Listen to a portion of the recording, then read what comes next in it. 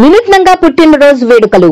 సాధారణంగా పుట్టినరోజు వేడుకంటే cake cut చేయడం, స్వీట్లు, చాక్లెట్లు పంచిపెట్టడం చూస్తూ ఉంటాం. అయితే కదిరిలో ఫారెస్ట్ బీట్ ఆఫీసర్ గా పనిచేస్తున్న హరిప్రసాద్ తన కుమార్తె మేఘన జన్మదినం ఈ థియేట జూన్ 17న వినూత్న రీతిలో నిర్వహిస్తారు. ఆ రోజు పట్టణంలో వేడుకలు జరుపుకునే వారందరికీ ఆయనే తన సొంత డబ్బుతో మొక్కలతో పాటు వారి పేరు మీద ట్రీ గార్డులను కూడా ఉచితంగా పంపిణీ చేస్తారు.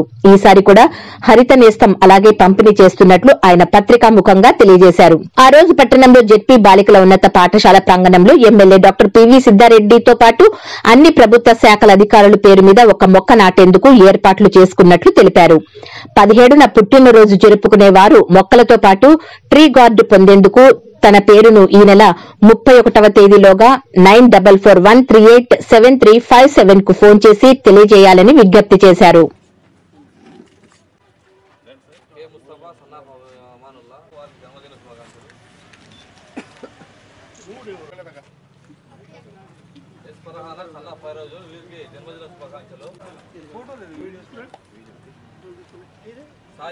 అందరికీ నమస్కారము. నా పేరు హరిప్రసాద్.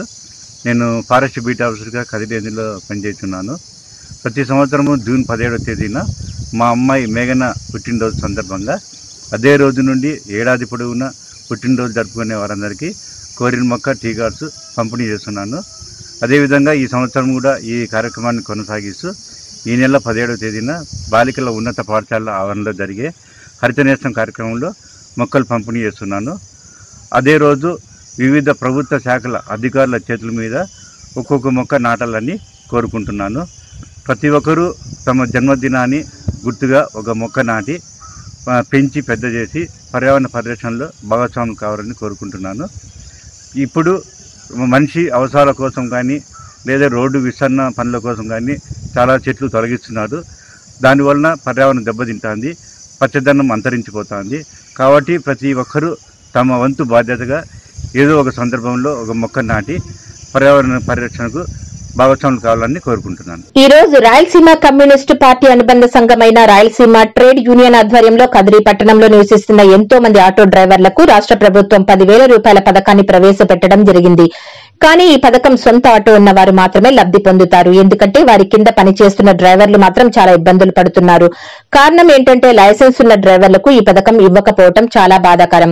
కదిరిలో ఇటువంటి డ్రైవర్లు దాదాపు 1,500 మంది పైగానే ఉన్నారు. ఇటువంటి వారిని ప్రభుత్వం గుర్తించి వారికి కూడా 10,000 రూపాయల పథకాన్ని అందించాలని ప్రభుత్వాన్ని డిమాండ్ చేశారు. ఈ కార్యక్రమంలో రాయలసీమ ట్రేడ్ సంఘం పట్టణ కార్యదర్శి కె మునికుమార్ మరియు రాయలసీమ మహిళా సంఘం జిల్లా కార్యదర్శి కె సుగుణమ్మ మరియు నిర్మల లక్ష్మి మరియు ఆర్ఎస్వైఎఫ్ రాష్ట్ర ఉపాధ్యక్షుడు అరుణ్ కుమార్, ఆర్ఎస్వైఎఫ్ కదిరి నియోజకవర్గ కార్యదర్శి తేజవర్ధన్ తదితరులు పాల్గొన్నారు.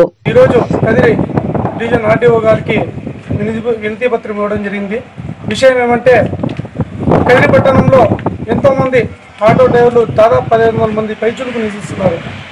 రాష్ట్ర ప్రభుత్వం ప్రవేశపెట్టేటువంటి 10,000 రూపాయల పథకాన్ని సొంత ఆటో ఉన్న వాళ్ళకే వర్తింపజేయడం మేము స్వాగతిస్తూ, అలాగే డ్రైవింగ్ లైసెన్స్ ఉండి కూడా వాళ్ళకి పథకం వర్తింపజేయలేకపోవడం చాలా బాధాకరం. ఎందుకంటే కదిరి పట్టణంలో దాదాపు ఈ డ్రైవింగ్ లైసెన్స్ ఉండి ఈ డ్రైవర్లు అద్దెళ్లలో నివసిస్తూ వారి యొక్క జీవనాన్ని ఈ లాక్డౌన్ల సందర్భంగా చాలా దుర్భరమైన జీవితాన్ని గడుపుతున్నారు. అది రాష్ట్ర ప్రభుత్వం కూడా గుర్తించాలి. అదేవిధంగా రాష్ట్ర ప్రభుత్వం ఏదైతే ఈ 10,000 రూపాయలు ఆటో డ్రైవర్లకు వర్తింపజేయడం ఎంత మాత్రం ఇదే చెప్పేసి ఆటో డ్రైవర్లకు డ్రైవింగ్ లైసెన్స్ ఉంటే ఆటో డ్రైవర్లకు కూడా ఈ పథకం వర్తింపజేయాలి. అదేవిధంగా సొంత పూచీకత్తు మీద ఆ ఆటో డ్రైవర్లకు సబ్సిడీ కింద సొంత ఆటోను పెట్టుకున్నందుకు రాష్ట్ర ప్రభుత్వం సహకరించాలని చెప్పి ఆర్టీఓ తరఫున మేము డిమాండ్ చేస్తూ ప్రభుత్వాన్ని కోరుచున్నాం. సొంత ఆటో ఉన్న ప్రతి ఒక్కరికి కూడా 10,000 రూపాయలు ఇస్తామని చెప్పేసి చెప్పడం జరిగింది. అలాగే లైసెన్స్ నుండి ఆటోలు లేని నిరుపేదలు చాలామంది ఉన్నారు. వాళ్ళకు కూడా 10,000 రూపాయలు వర్తింపజేయాలని చెప్పేసి మేము డిమాండ్ చేస్తున్నాము. అలాగే కదిరి పట్టణంలో 1,500 మంది నుంచి 2,000 మంది దాకా ఆటోలు లేకుండా లైసెన్స్లు ఉన్న డ్రైవర్లు చాలామంది ఉన్నారు. అలాగే నియోజకవర్గం మొత్తంగా చూసుకుంటే కూడా దాదాపు 2,000 మంది నుంచి 3,000 మంది పై వరకు ఉన్నారు. అలాగా రాష్ట్రం మొత్తం మీద తీసుకుంటే 1,00,000 నుంచి 2,00,000 మంది దాకా ఆటోలు లేకుండా కేవలం లైసెన్సులు ఉన్న డ్రైవర్లు చాలామంది ఉన్నారు. వీళ్ళకి మేము చెప్పడం ఒకటి, రాష్ట్ర ప్రభుత్వానికి కూడా మీరు ఆటోలు ఉన్న వారికి మాత్రమే 10,000 రూపాయలు ఇవ్వడం వల్ల లైసెన్సులు ఉన్న డ్రైవర్లు పూర్తిగా నష్టపోతారు. ఎందుకంటే వీళ్ళు పొద్దునే ఓనర్ల దగ్గర ఆటో తీసుకొని సాయంత్రం వరకు ఆటో నడిపి వీళ్ళు సంపాదించిన దాంట్లో కొంత సొమ్మును వాళ్ళకిచ్చి వీళ్ళు మళ్ళీ జీవనానికి కుటుంబ జీవనానికి వీళ్ళు తీసుకొని పోవాలి. వీళ్ళు సొంత ఇల్లు కూడా లేకుండా అద్దె ఇళ్ళల్లో బ్రతుకుతున్నారు. వీళ్ళు ఇలా తీసుకోవడం వల్ల వీళ్ళకి బతుకు భారం అవుతుంది. ఈ కోవిడ్-19 వల్ల పూర్తిగా వీళ్ళ జీవితాలు చాలా దుర్భరంగా తయారయ్యాయి. రాష్ట్ర ప్రభుత్వానికి మేము ఒకటే విన్నవించుకుంటున్నాం, ఆటో లేని లైసెన్స్ ఉన్న ప్రతి డ్రైవర్కు సొంత పూచిక పైన సబ్సిడీ కింద ఆటోలు ఇవ్వాలని చెప్పేసి మేము రాయలసీమ విద్యార్థి యువజన సంఘంగా ప్రభుత్వానికి డిమాండ్ చేస్తున్నాం.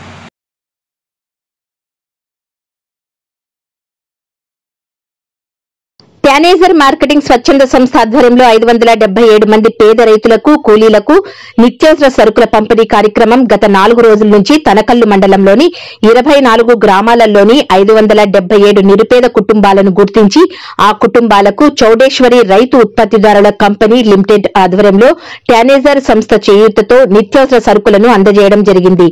ఈ పంపిణీ కార్యక్రమానికి సబ్ ఇన్స్పెక్టర్ రంగడి యాదవ్ హాజరై పంపిణీ చేశారు. సెర్ప్ సిబ్బంది APM Venkatanarayana, CC Hanumanthu, AES Navitha మరియు చౌడేశ్వరి ఎఫ్విసి ప్రెసిడెంట్ చంద్రశేఖర్ నాయుడు తమ సిబ్బందితో అన్ని గ్రామాలలో పంపిణీ కార్యక్రమం చేపట్టారు. మన యొక్క రైతు ఉత్పత్తిదారుల సంఘం నుంచి ఈ రోజు పేదలకి ఈ కోవిడ్-19 మరియు కరోనా తీవ్రత ఎక్కువగా ఉండి ఎక్కడైతే పని దొరకకుండా ఉన్న ప్రాంతాల్లో పేద నిరుపేదలకు అందరికీ కూడా వారికి కొంత భరోసా ఇచ్చే విధంగా ఈ సంస్థ తరఫున ఈ మొత్తం ఈ సరుకుల పంపిణీ కార్యక్రమం చేపట్టడం జరిగింది. ఇదే విధంగా దాదాపుగా రైతు ఉత్పత్తిదారుల సంఘాలు అని అంటే రైతు పండించే పంట విత్తనం ఇచ్చే దగ్గర నుంచి మార్కెటింగ్ అమ్మేంత వరకు కూడా వీళ్ళు మాతో అందరం కలిసి సహకరించి పని చేయాలని చెప్పేసి ఈ సంస్థ కలకత్తా నుంచి ఇక్కడ లక్నో మరియు ఇక్కడ నాకు కూడా తెలిసిన సమాచారం ఇప్పుడు తెలుసుకున్నాను. తనకల్లు మండలం ఒక్కటేనా లేదా మిగతా ఎఫ్ఈఓలో ఉన్న అన్ని దగ్గర పనిచేస్తారంటే లేదు, తనకల్లు మాత్రమే చెప్పారు. ఈ తనకల్లుకు వచ్చిన ఈ అవకాశం చాలాలని, తర్వాత ఇప్పుడు ఇచ్చిన లబ్ధిని అందరూ ఉపయోగించుకొని ఈ యొక్క సామాజిక దూరాన్ని పాటిస్తూ సహజీవనం చేయాలనుకుంటున్నారు. ఏదంతో కరోనాతో సహజీవనం అంటే వాళ్ళని కనుక్కొని కొంత దూరంగా ఉండి మనం కాపాడుకోవడమే మన యొక్క ధర్మము. ఎందుకంటే ఉంది కాబట్టి లాక్డౌన్ ఎత్తేసినారు, లేకపోతే ఇంకా కంటిన్యూ చేసే అవకాశం ఉంది. కాబట్టి ఈ ప్రతి ఒక్కటి చెప్పిన విషయాలు ఎస్ఐ గారు చెప్పిన విషయం కానీ, తర్వాత మన టెనేజర్ సంస్థ వెంకటస్వామి సార్ చెప్పిన విషయం కానీ, తర్వాత చెప్పబోయే మన సంస్థ ప్రెసిడెంట్ చెప్పేవాళ్ళు కానీ మీరంతా పాటించవలసిందిగా కోరుకుంటూ ఈ అవకాశం ఇచ్చినంత మీకు. గ్రామం కూడా ఉంది.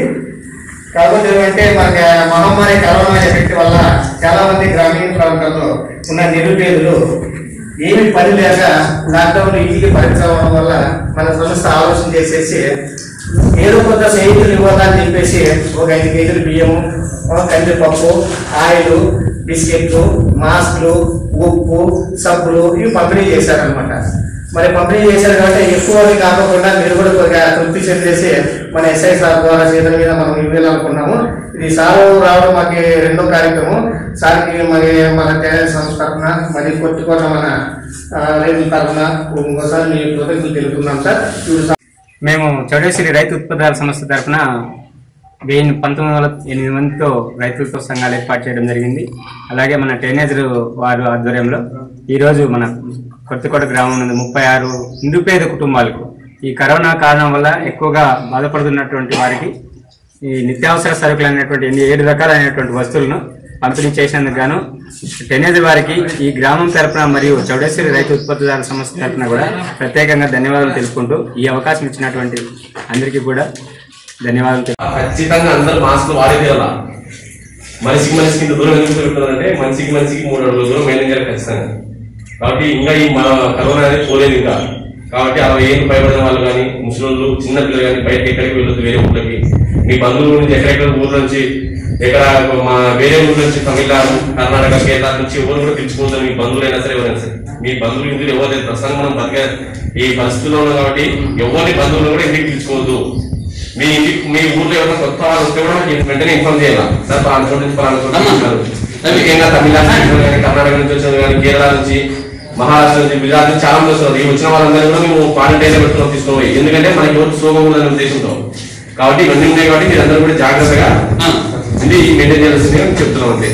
ఎన్పీకుంట మండలంలో టైలర్లకు అన్యాయం జరిగిందని ఎంపీడీఓ ఆదినారాయణకు టైలర్లు వినతి పత్రం అందజేశారు. ఈ సందర్భంగా వారు మాట్లాడుతూ నిజమైన లబ్దిదారులు మోసపోయారని ఎంపీడీఓకు నిజమైన లబ్దిదారులు తెలిపారు.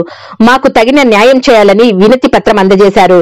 టైలర్ కుల్లాయప్ప మాట్లాడుతూ నాకు ఊహ తెలిసినప్పటి నుంచి టైలరింగ్ చేస్తూ జీవనాధారం చేస్తున్నానని, అయినప్పటికీ నా పేరు లబ్దిదారుల జాబితాలో లేదు, ఎందుకు లేదో అర్థం కావటం లేదని తెలిపారు. ఎంపీడీఓ మాట్లాడుతూ అనర్హుల జాబితాలో డబ్బులు పడిన తిరిగి రికవరీ చేస్తామని తెలిపారు. వచ్చే అవకాశం లేదు. ఒకవేళ బై మిస్టేక్ ఏదైనా ఓటు వచ్చినా కూడా లేదా కంపల్సరీ రికవర్ చేపిస్తాము. వాళ్ళ మీద రికవరీ చేయడం మీద యాక్షన్ ఉంటుంది ఖచ్చితంగా. ఒకవేళ మీకు వాళ్ళకు న్యాయం చేయగలిగితే మాకు కూడా న్యాయం చేస్తుంది. అప్పుడు లేడీస్ అంతా కుట్టుకుంటారు, వాళ్ళ గురించి మీరు కూడా రావాల్సిందే కదా. వాళ్ళకి వచ్చి రాకపోతే నా రిక్వెస్ట్ మీకు అందరికీ గుర్తుపెట్టుకోండి. మా వీధి కల్లంగిడి వీధి సార్. మా వాలంటీర్ మహాబాషా వాళ్ళు వాలంటీర్ ముందు ఏం చెప్పినారు, టైలర్లకి మొత్తం డబ్బులు వేస్తారని చెప్పి మాకు ఒక్కొక్కరికి చెప్పినారు సార్. మీరు caste certificate, labour certificate, account number, Aadhaar number, ration card ఇవన్నీ రెడీ చేసుకుంటే టైలర్కి డబ్బులు పడతాయని చెప్పి వాలంటీర్ మా దగ్గర ఒక్కొక్కరి దగ్గర ఇంటి దగ్గర పోయి మొత్తం పేపర్లు కలెక్ట్ చేసినారు. ఆయన మొత్తం కలెక్ట్ చేసి తర్వాత అప్లై చేయకుండా వదిలేసాం సార్. ఎందువల్ల అని చెప్పి అడిగినా మేము పోయి, ఎందువల్ల అట్లా మాకు టైలర్లకు అప్లై చేయాలంటే ఆయన చెప్పినాడు ఓన్లీ షాపులు ఉన్నోళ్ళకి, రోడ్లో ఉన్నోళ్ళకి అని చెప్పినారు. తర్వాత సరే అని చెప్పి మేము కూడా వదిలేసాము. దాని గురించి మేమైతే కష్టపడము పనులు అని వదిలేసే దాని గురించము లేబర్ సర్టిఫికేట్ చేసేకి, క్యాస్ట్ సర్టిఫికేట్ ఇక ఈ ఊర్లో మీసే పని చేస్తే వేరే ఊరికి పోయి ఎక్కడైనా పేపర్లు రెడీ చేసుకుని వచ్చినాము. అంత కష్టపడి వాళ్ళంతా చేసిన వాళ్ళే సార్. అందరి దగ్గర ప్రూఫ్లు ఉన్నాయి, మొత్తం వాళ్ళ దగ్గర తీసుకున్నారు. వాళ్ళ పరిధిలో ఉన్న వాలంటీర్లు వాళ్ళ దగ్గర పేపర్లు తీసుకుపోయినారు. తర్వాత వాళ్ళు ఓన్లీ షాపులు ఉన్న వాళ్ళకి, రోడ్లో ఉన్న వాళ్ళకి సరే అని చెప్పి సైడ్ అయిపోయినారు సార్. కొన్ని రోజుల తర్వాత మాకు అన్యాయం జరిగితే ఇంకా అర్థమైపోయింది మాకు. ఇప్పుడు ఎలిజిబుల్ లిస్ట్ వచ్చింది. ఈ ఎలిజిబుల్ లిస్టులో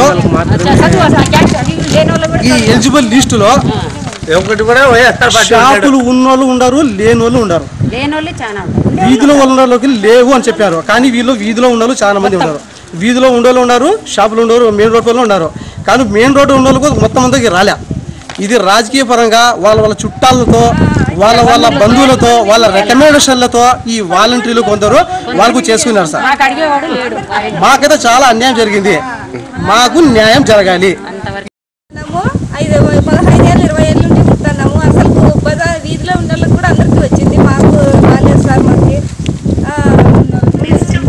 ఉన్న వాళ్ళకి కూడా వచ్చింది, వేరే వాళ్ళకి ఇప్పుడు నేర్చుకునే వాళ్ళకి కూడా.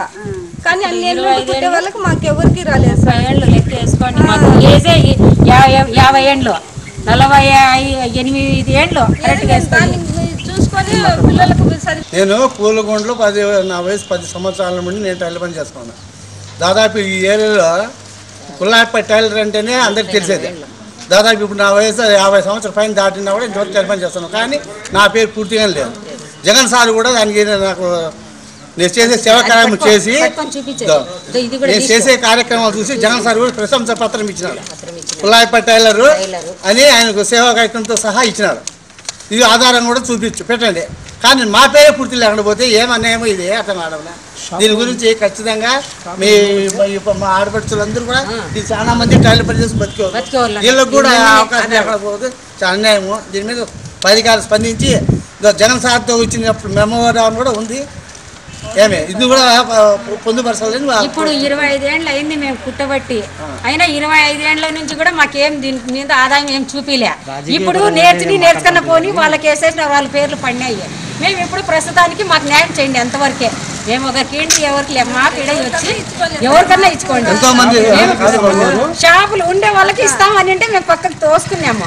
లేదు ఇప్పుడు షాపులు బస్ స్టాండ్ ఆడవాళ్ళు పోయి బస్ స్టాండ్ లో పెట్టి కుట్టేకేనా, బస్ స్టాండ్ లో పెట్టేది. ఇప్పుడు ప్రతి ఒక్కరు ఇంట్లో కుట్టేవాళ్ళు కుట్టని వాళ్ళు అందరికి ఇచ్చినాడు. ఇప్పుడు అన్యాయం జరిగింది. పదే పదే గుర్తు చేయాలని మేము ఖచ్చితంగా ఎలిమెంటరీ స్కూల్ వీధి స్కూల్ అండి మాది.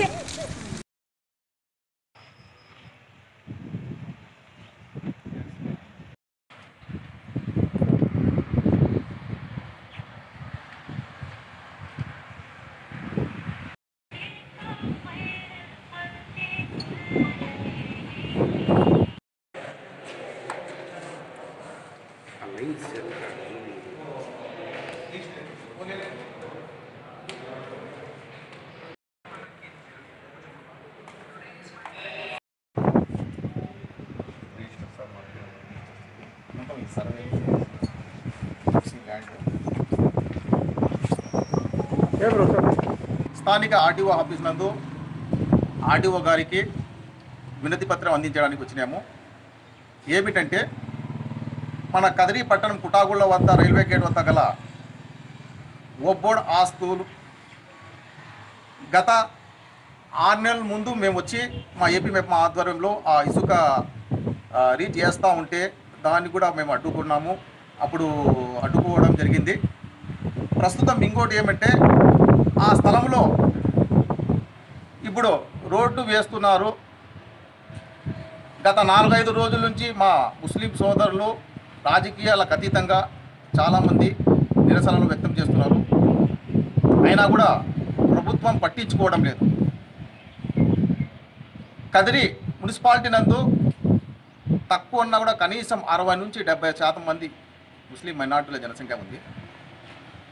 ఇంత జనసంఖ్య కలిగిన ఒక కమ్యూనిటీకి ఇంత అన్యాయం జరుగుతున్నా కూడా 4-5 రోజుల నుంచి ఆడ నిరసనలు జరుగుతున్నా కూడా ప్రభుత్వం పట్టించుకోవడం లేదు. చాలా బాధాకరమైన విషయం. ఇంకో విషయం ఏమిటంటే ఈ ఒబ్బోడు భూమిలో 400A ఈ రోడ్డుకు ఈ పక్క 400A 6 ఎకరాల 3 సెంట్లు 6 ఎకరాల 3 సెంట్లు మరియు రోడ్డుకు ఈ పక్కన 400B నందు 49 సెంట్లు మొత్తం 6 ఎకరాల 52 సెంట్లు ఈ ముస్లిం ఒబ్బోడు ఆస్తులను త్వరగా దాన్ని మొత్తం కొల్చేసి మొత్తం భూమిని అంతా కొల్చి చుట్టూ కంచేయాలని మేము ఆర్డీఓ ఆఫీస్ దగ్గరికి వచ్చినాము. ఆర్డీఓ గారికి వినతి పత్రం ఇచ్చినాము. దయచేసి ప్రభుత్వం తక్షణం ఈ భూములను సర్వే చేయించి కంచె వేయాలని కోరుతున్నాము.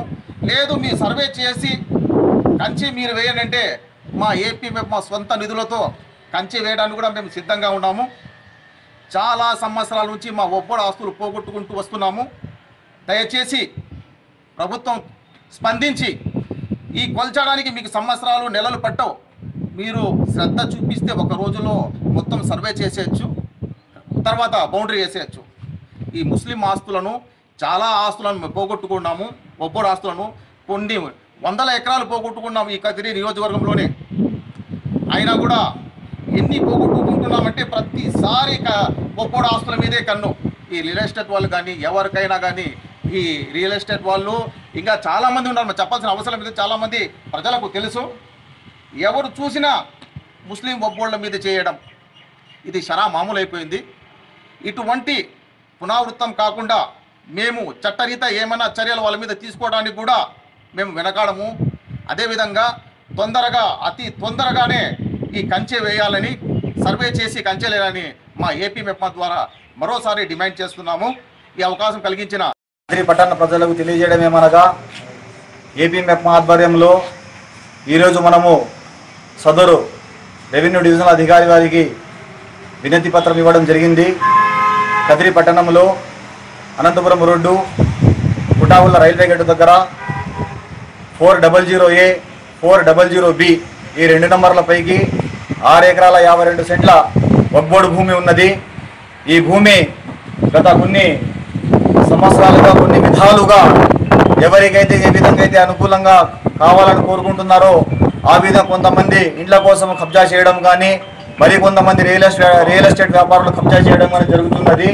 అందువలన ఈ భూమి యొక్క ఒబ్బోడు భూమి కాబట్టి ఇది ముస్లిం మైనారిటీలకు సంక్షేమాని కోసం ఉపయోగపడుతుంది కాబట్టి దీన్ని కాపాడడం కోసము కదిరి పట్టణ ప్రజలు ఏకధాటిగా ఆల్ ఇండియా మజ్లిస్ ఇత్తెహాదుల్ ముస్లిమీన్ కానీ, జమీయత్ ఉలమా హింద్ కానీ, తెలుగుదేశం పార్టీ, కాంగ్రెస్ పార్టీ, ప్రజాసంఘ నాయకులు, కదిరి ముస్లిం మైనార్టీ నాయకులు, కాంగ్రెస్ పార్టీ నాయకులు, అదేవిధంగా ఇన్సాఫ్ నాయకులు ప్రతి ఒక్కరూ కూడా ఏకధాటిగా కొన్ని నెలల నుండి దీని మీద పోరాటం చేస్తూ వస్తున్నారు.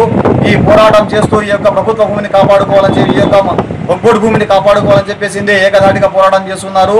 దీని మీద ప్రభుత్వం వెంటనే స్పందించి దీని మీద కొలతలు వేయించి దీని పహారీ కూడా నిర్మించి ఒగ్గోడు ఆశ్రమం కాపాడుతారని చెప్పేసి ప్రభుత్వం తెలియజేస్తున్నాము. అదేవిధంగా కదిరిలో ఉన్నటువంటి జమీయతే ఉలమా హింద్ మౌలానా సమీవుల్లా ఖాసిమి దామాద్ బరకాతు వారు షహమీరియా పీఠాధిపతి షహమీరియా ఔలియా షహమీర్ బాషా సాహెబ్ గారి యొక్క ఆధ్వర్యంలో దాదాపు 40 గంట పైచులకు మసీదులు ఉన్నవి. ఆ మసీదుల యొక్క కమిటీల నుండి ముతవల్లిలను తీసుకొని ముతవల్లిల సమక్షంలో ఒక కమిటీని ఏర్పాటు చేసి పహారీ కూడా ఏర్పాటు చేసి దాన్ని పర్యవేక్షిస్తామని చెప్పేసి మనము తెలియజేసుకుంటున్నాము. దీనికోసం ప్రభుత్వం వెంటనే స్పందించి కొలతలు వేయించి మాకు పహారీ కూడా నిర్మించవలసిందిగా కోరుకుంటున్నాము. ఈ అవకాశాన్ని కల్పించినటువంటి మీడియా మిత్రులకు కదిరి పట్టణ ప్రజలకు ప్రతి ఒక్కరికి కూడా ధన్యవాదాలు తెలియజేసుకుంటున్నాము. ముస్లిం సోదరులు ఒగ్గోడు ఆస్తి కోసం చాలా పోరాడుతున్నారు. వాటికి సమస్య పూర్తి కావడం లేదు. ఆ భూమి సర్వే నంబర్ 400A 400B రోడ్డుకి ఇరువైపులా నేషనల్ హైవే రోడ్డు ఇరువైపులా 6 ఎకరాల 3 సెంట్లు 400Aలో 49 సెంట్లు 400Bలో ఉన్నాయి. ఇది సర్వే చేసి మొత్తం కంచు బార్డర్ వేసి సర్వే చేసి ఇవ్వమని మేము ఆర్డీఓ గారికి వినతి పత్రం అందజేశాము. ఇది ఇలాగే కొనసాగితే మేము సీఎం దృష్టికైనా తీసుకెళ్తామని మీ మీడియా ద్వారా తెలియజేస్తాం. కరోనా నేపథ్యంలో పనులు కోల్పోయి ఇబ్బందులు పడుతున్న భవన నిర్మాణ కార్మికులకు వారి వెల్ఫేర్ బోర్డు ద్వారా 10,000 రూపాయలు ఇవ్వాలని అలాగే ఇసుక సమస్యను పరిష్కరించాలని కోరుతూ ఈ రోజు సిఐటియు ఆధ్వర్యంలో కదిరి అసిస్టెంట్ లేబర్ ఆఫీసర్ కి వినతి పత్రం అందించడం జరిగింది.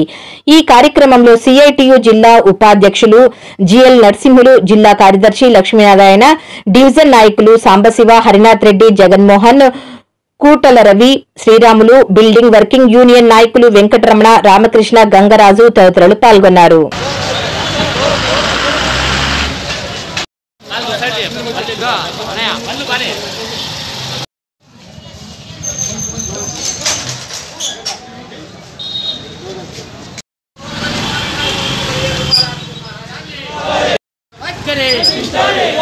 భవన నిర్మాణ కార్మికులకు 10,000 రూపాయల ఆర్థిక సహాయాన్ని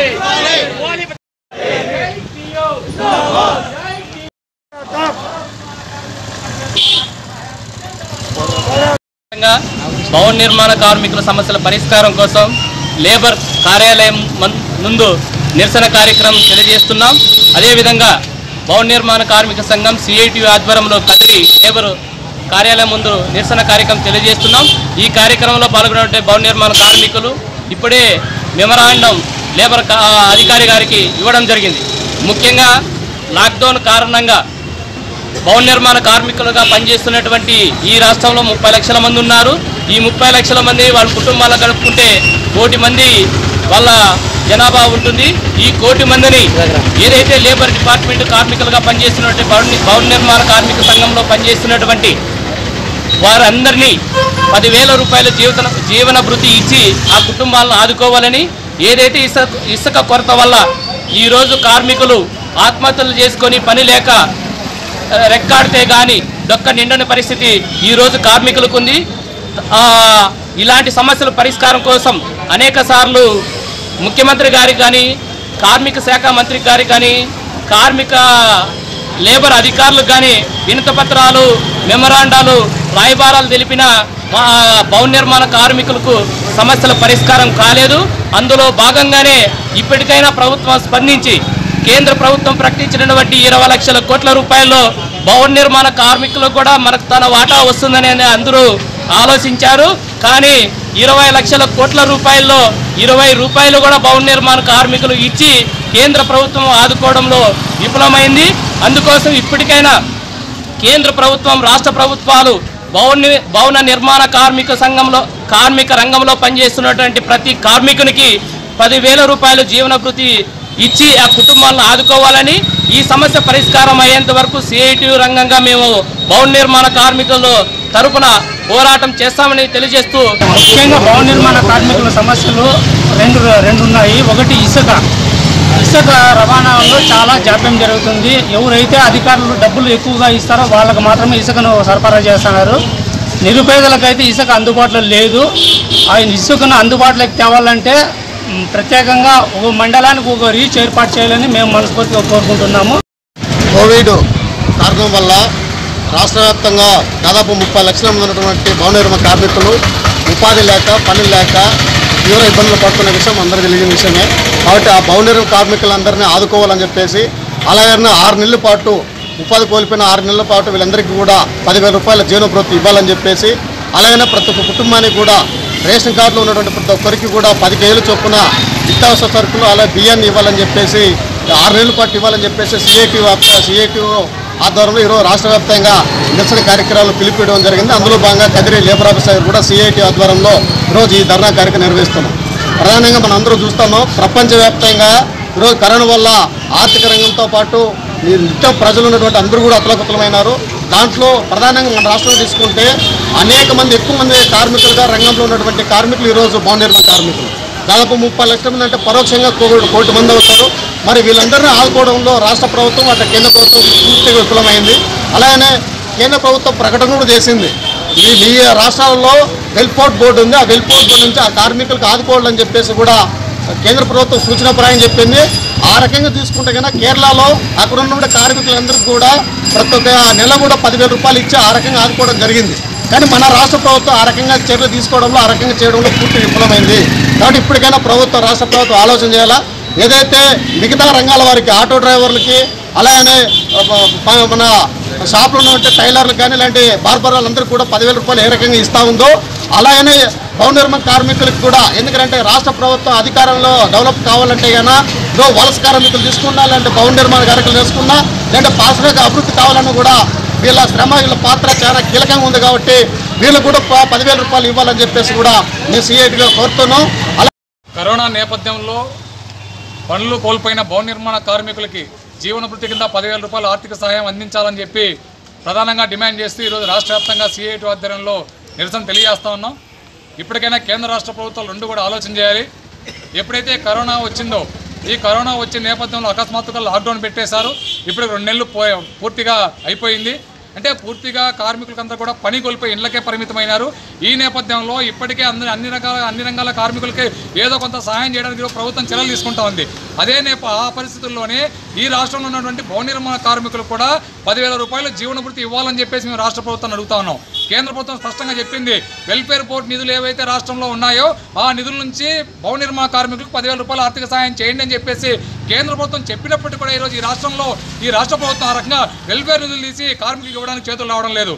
ఈరోజు ప్రభుత్వం నుంచి సపరేట్గా ప్రత్యేకంగా ఖజానా అవసరం లేదు, ప్రభుత్వం డబ్బులు అవసరం లేదు. బిల్డింగ్ కార్మికులు రెక్కల కష్టం ఈరోజు వెల్ఫేర్ బోర్డు రూపంలో కోట్ల రూపాయలు ఉంది. వీళ్ళు పనిచేయడం ద్వారా వసూలైనటువంటి సెస్ రూపంలో ఏదైతే డబ్బులు ఉన్నాయో అవన్నీ కూడా రాష్ట్ర ప్రభుత్వం చేతుల్లో వెల్ఫేర్ బోర్డులో ఉన్నాయి. ఆ డబ్బుల నుంచి తీసి సహాయం చేయొచ్చు. భవన నిర్మాణ కార్మికులు పనిచేస్తేనే ఆ డబ్బులన్నీ ఎక్కడ కూడబడినాయి తప్ప లేకపోతే ప్రభుత్వం ప్రత్యేకంగా భవన నిర్మాణ కార్మికులకి ఇచ్చింది ఏమీ లేదని చెప్పి స్పష్టంగా అర్థమవుతోంది. అందుకని మేము ప్రభుత్వాన్ని అడుగుతా ఉన్నాం, వెంటనే వెల్ఫేర్ బోర్డులో ఏవైతే డబ్బులు ఉన్నాయో ఆ డబ్బుల నుంచి ప్రతి బిల్డింగ్ వర్కర్ కూడా, అది ప్లంబర్ కావచ్చు, ఎలక్ట్రీషియన్ కావచ్చు, పెయింటర్ కావచ్చు, ఇట్లాంటి వాళ్ళందరికీ కూడా ఆర్థిక సహాయం చేయాలని చెప్పేసి మేము డిమాండ్ చేస్తున్నాం. అలాగే ఈరోజు ఇసుక సమస్య తీవ్రంగా ఉంది. ఇసుక ఈరోజు డంపింగ్ యార్డులు పరిమితం అయిపోయి కొంతమందికి మాత్రం ఈరోజు ఇసుక ఈజీగా దొరుకుతూ ఉంది. చిన్న ఇల్లు కట్టుకునే వాళ్ళు, మధ్యతరగతి ప్రజానికం వీళ్ళందరూ కూడా ఇసుక లేక ఈరోజు ఇబ్బందులు పడుతూ ఉన్నారు. ఆన్లైన్లో డబ్బున్న వాళ్ళకి లేదా అక్రమాలకు పాల్పడే వారికి బుక్ చేసుకొని అట్లాంటి ఇసుక అక్రమంగా తరలించిపోయే పరిస్థితి కనబడుతోంది. కాబట్టి టెక్నికల్గా ఈ సమస్యను పరిష్కారం చేయాలి. తక్షణమే వార్డు సచివాలయాలకి ఇసుకను సరఫరా చేసే విధానాన్ని కొనసాగించాలి. ఆ రకంగా అయితేనే మధ్యతరగతి ప్రజానికానికి కొంత ఇసుక అందుబాటులోకి వస్తున్న విషయాన్ని మేము చెప్పదలుచుకున్నాం. అందుకనే ప్రభుత్వం ఇప్పటికైనా సరే కార్మికుల సమస్యలు పరిష్కారం చేయాలి. తక్షణమే భవన నిర్మాణ కార్మికుడికి గుర్తింపు కార్డు ఉందా లేదా అనేదంత నిమిత్తం లేకుండా బిల్డింగ్ రంగంలో పనిచేసే ప్రతి కార్మికునికి, కార్మికురాలకి వెల్ఫేర్ బోర్డు నుంచి ఆ రకంగా సహాయం చేయాలని చెప్పి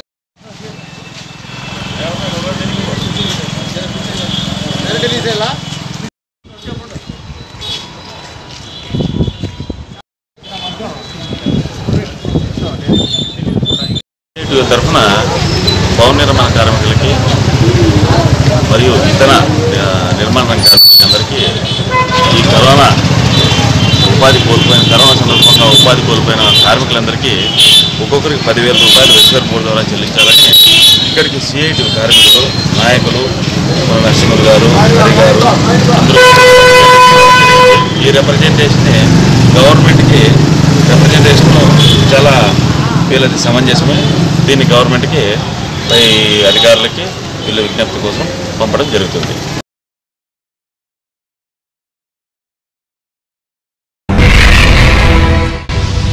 కదిరి న్యూస్ ప్రతిరోజు రాత్రి 8:30 తిరిగి ఉదయం 8 గంటల 30 మీ కదిరి డిజిటల్ కేబుల్లో.